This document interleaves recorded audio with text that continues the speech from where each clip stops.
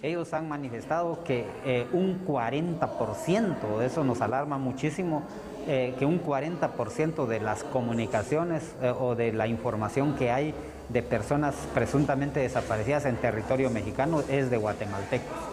Entonces eso nos preocupa muchísimo y por lo tanto eso nos va a facilitar ir afinando ese engranaje institucional a nivel de nuestro país. Así es que para nosotros como instituto muy contentos con este acercamiento que hubo, porque lo que también nos va a permitir es ir generando ya esas comunicaciones con organizaciones de sociedad civil y otras ONGs en nuestro país. Si tienes un familiar desaparecido en México y vives en Guatemala, puedes marcar al teléfono internacional 185 52 61 3109 o mandar un mensaje de WhatsApp al número +52 55 1309 9024 para informar sobre algún caso y darle seguimiento.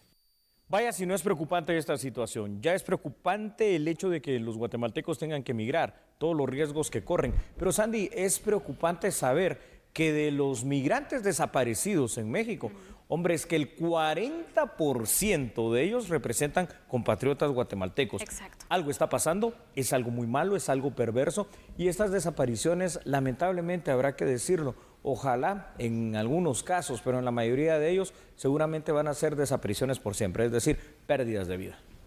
Y es difícil esta situación para la familia, Julio, porque el hecho de que no sepas nada de tu familiar, que la incertidumbre te viva pues agobiando, matando en vida prácticamente, es una situación muy complicada, ¿no? Que viven muchas familias, que en este momento hay muchas que están en esta situación, no saber nada de sus seres queridos, se fueron por una necesidad y encontraron, ¿qué?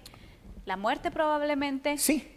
Es Imagínate, correcto. ese es en el caso en lo que ha pasado también de que localizan a migrantes guatemaltecos sin vida después de años o después de meses, incluso cuando la familia obtiene una respuesta, que es dolorosa la noticia también, pero hay otros que llevan años esperando noticias de sus seres queridos que se fueron así, como migrantes irregulares y que no han sabido nada y no sabemos si en algún momento van a tener información sobre el paradero de sus seres queridos. Ya a este punto pareciera que lo importante sería por lo menos que aparecieran esos personajes, esas personas, pero sí son muchos los riesgos. A ver, partamos fuera de los riesgos naturales, el atravesar todo un territorio desconocido, los riesgos que son causados por el hombre, por ejemplo, las condiciones como se transporta a la gente, muchas veces en camiones, en furgones, donde pueden morir aplastados, donde pueden morir por la falta de oxígeno, atravesar el desierto, sin contar que en el sur de México tienes el Tren La Bestia, que ya es un riesgo, sin contar que en el sur de México tienes también la presencia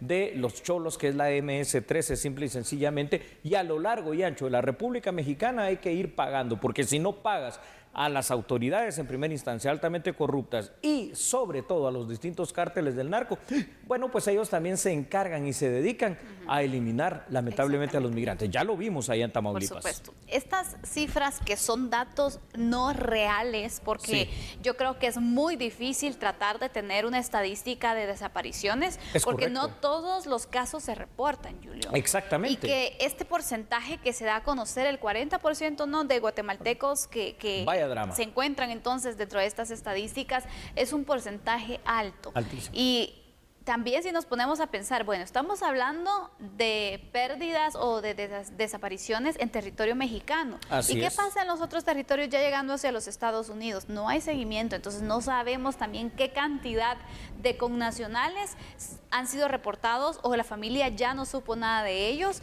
si están vivos, si están muertos, si fueron secuestrados, si son utilizados incluso por el crimen organizado, porque son distintos escenarios que se pueden plantear, Julio. Yo tengo una sugerencia, fíjate, Sandy, sobre este tema, ¿no?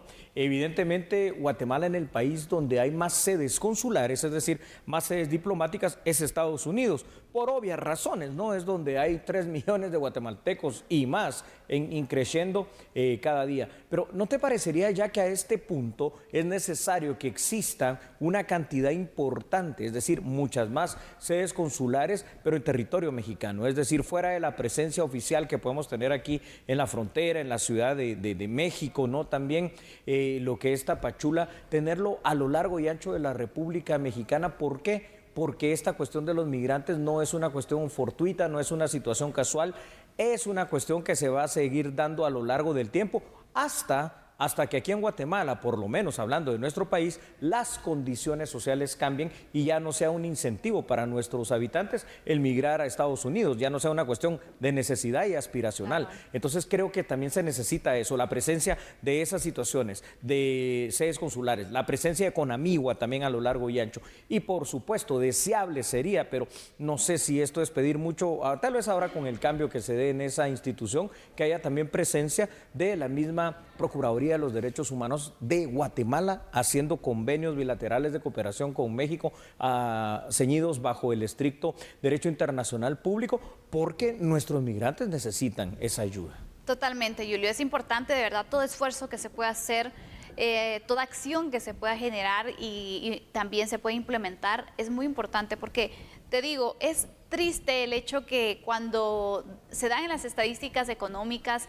de las remesas, se dice que superan el récord, que cada vez son más los ingresos que se tienen por remesas, y vemos entonces el apoyo que el país está recibiendo también por el ingreso de las remesas, pero cuando vemos de qué forma se le retribuye a los migrantes, por ejemplo, que generan, prácticamente se les deja en el olvido, y no digamos las personas también migrantes que viajan irregularmente en ese tránsito, ¿no? ¿Qué acompañamiento se le da desde el punto de vista psicológico, desde el punto de vista incluso de investigaciones, el seguimiento de dónde están, qué pasó con ellos? Conocer esa información y ayudar también a la familia que cuando ellos salen de su vivienda para emprender el sueño americano, ahí empieza la angustia de la familia también y finaliza hasta que tienen una información de ellos, ya sea que, bueno, son deportados, que es una situación triste, o bien que llegan hacia territorio norteamericano, pero mientras tanto es una completa incertidumbre también. ¿Cómo es esa situación, no, que la pesadilla americana que se ha vuelto esa travesía todavía continúa siendo mejor en el imaginario popular que permanecer en Guatemala, ¿no? Porque aquí permaneces en un lugar donde no tienes la oportunidad de trabajar, ¿no? En muchísimas partes no hay ese tipo de inversión, industrias y puestos de empleo, hay hambre, hay desnutrición, hay violencia, hay tantas situaciones que a la larga, aún sabiendo todos y cada uno de estos riesgos, resulta ser aparentemente la mejor solución, pero es una solución a medias, ¿no? Porque estamos viendo que la mayor cantidad de personas ahora ya no está llegando, están teniendo problemas en el camino,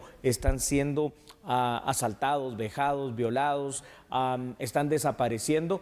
Bueno, entonces no lo sé de verdad cuál va a ser el desenlace de eso, pero lo que sí es cierto es que al menos los Estados Unidos mexicanos tienen mejor y mayor información y estadística de lo que está pasando con nuestros propios conciudadanos guatemaltecos en aquel país. Exactamente, Julio.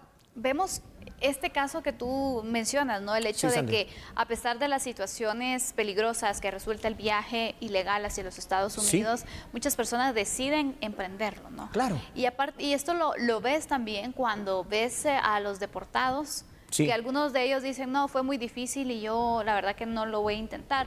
Y otros te dicen, sí fue difícil, pero tengo mucha necesidad. Así es. Entonces imagínate, ves la circunstancia que fue complicada, que no lograste el objetivo de llegar porque fuiste interceptado, pero tienes la necesidad porque probablemente se adquirió una deuda para pagar el viaje, probablemente se empeñó alguna propiedad, entonces hay que recuperarla, la presión también o la necesidad puede ser mayor que el miedo que se pueda tener.